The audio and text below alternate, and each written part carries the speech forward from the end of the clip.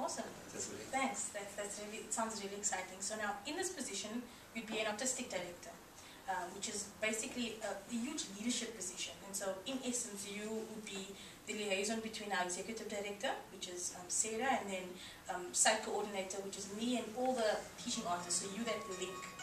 And so, in terms of your position and leadership style, can you give any examples of the past that you can think of that would just display to us your leadership style? Sure.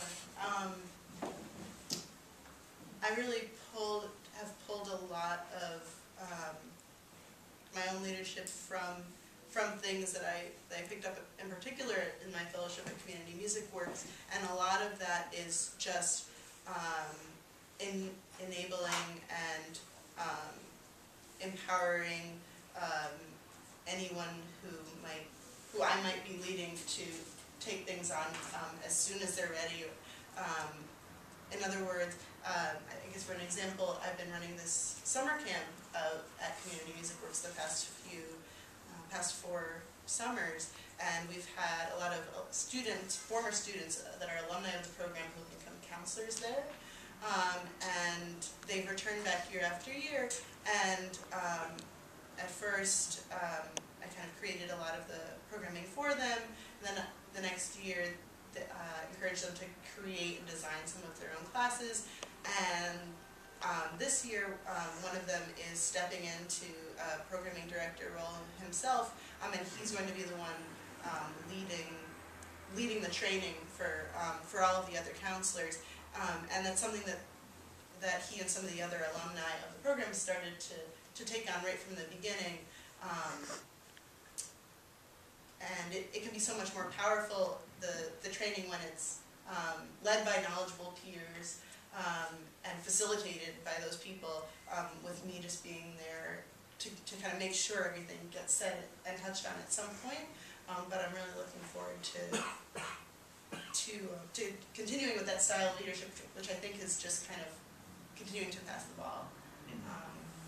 And how would you balance that? Because I'm sure, as you know, one of your roles would be to supervise their submitting lesson plans to you each week. And so how would you balance that aspect and still feeling that you're enabling and empowering them?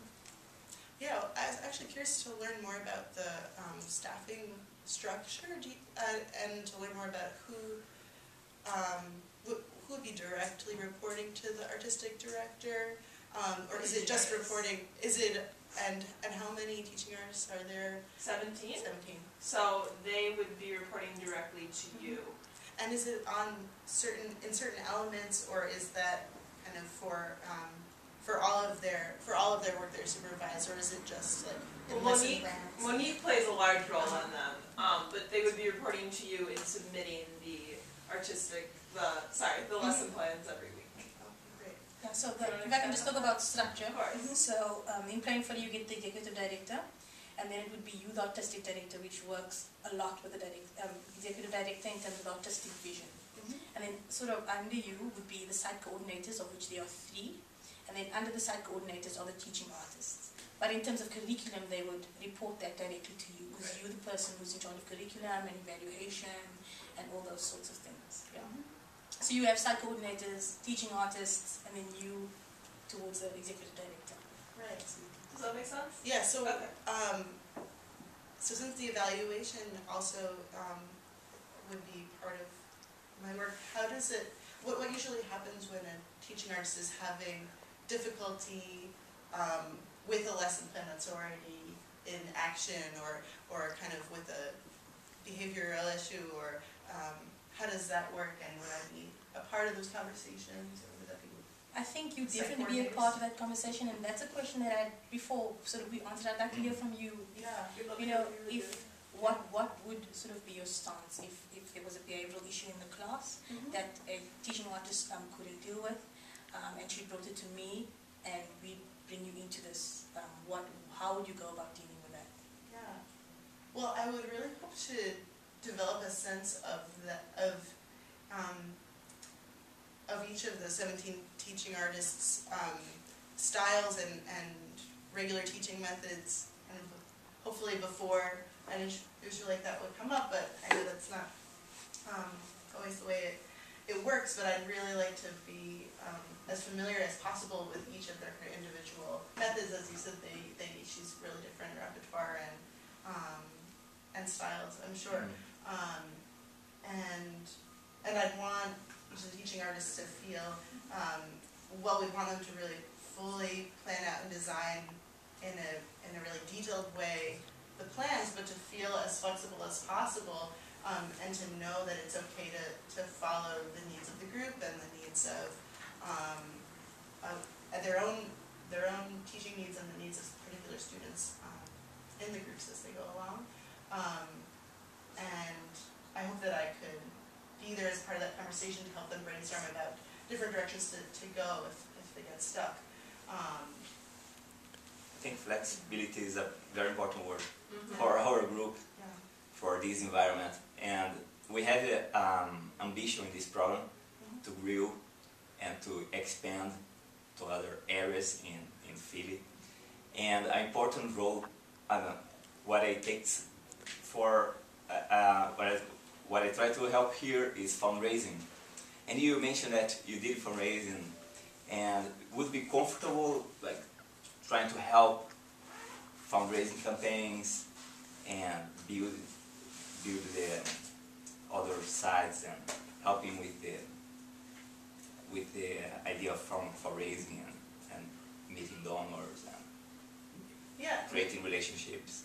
And doing things that aren't necessarily in your job description. Right, of course, yes. I mean, I would love to, I understand that meeting donors and building relationships and speaking on behalf of the program are part of that work, and I'd love to learn more about what those other possibilities are. But yes, I mean, one of the things that I'd be very happy to do is fundraising as part of a larger team of people that are working towards some pretty clear goals, and where I could know what I could do to advance that effort. And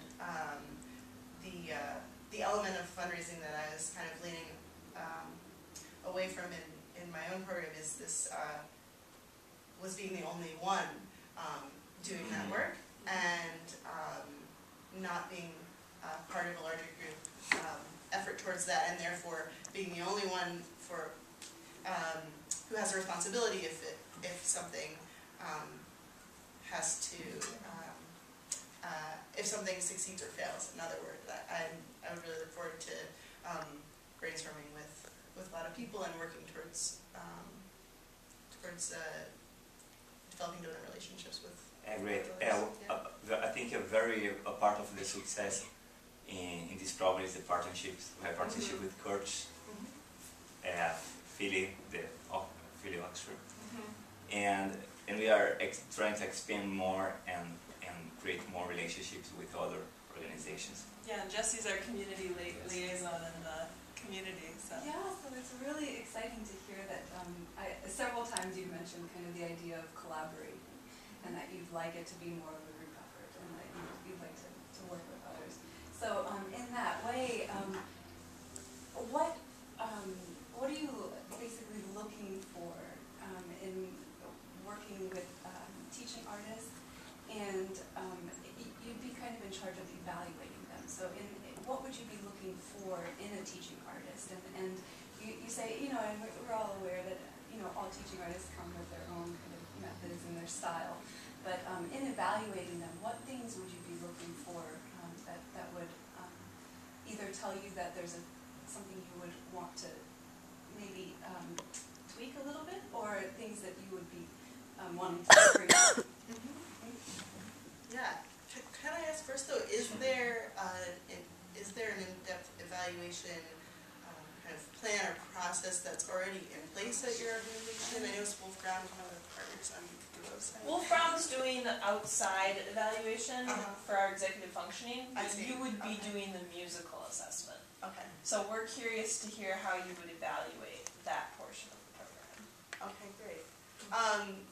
Well, I'd be interested in kind of taking a multifaceted look at each teaching artist's work. In other words, a mix of feedback from me, from a peer teacher, if there was an opportunity to have peer observation, as well as some anonymous comments from students that either could be collected in writing or in short audio interviews, and so that the teacher can have as big a picture of kind of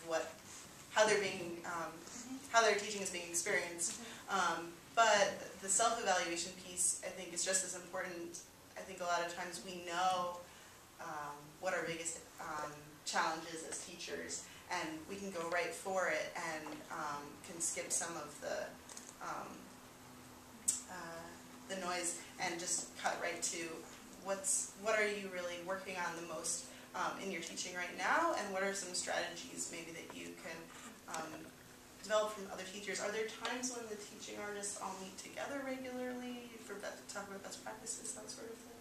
Yeah, every week the teaching artists have a group meeting that in each nucleo, in each site. So there is a philosophy of constant evaluation in this program. So that's why flexibility is really important for us. Instead of thinking that there is a standard and a curriculum that we're going to follow, the flexibility is really important because we're talking about communities and building communities, and the communities change from one block to another.